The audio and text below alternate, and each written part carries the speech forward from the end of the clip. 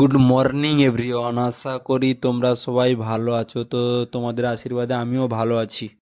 তো আজকের আমাদের বাড়িতে মাংস করব। তো আমি আমাদের যেখানে মুরগি থাকে, তো মুরগিগুলোকে ধরে নিয়ে যাব একটু দোকানের দিকে। তো গাইস, মুরগিগুলোকে ধরছি, তো তোমরা দেখো এই একজনকে ধরেছি।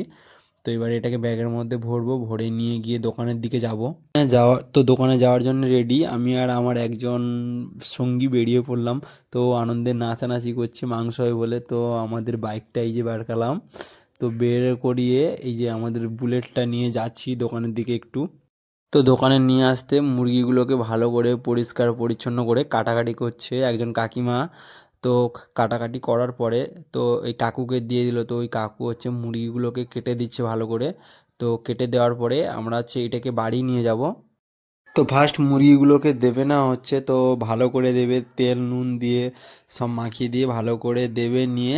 তো ওদিকে এদিকে দাপতে দাপতে ওইদিকে মা মশলাগুলো ভালো করে কষে নিচ্ছে। তো মশলা তো বানাতেই হবে, তো একটু আদার পেস্ট দিয়ে দিলাম। তো যেগুলো যেগুলো লাগে ওগুলো তো দিতেই হয়, তো ওগুলো দিয়েই দিলাম।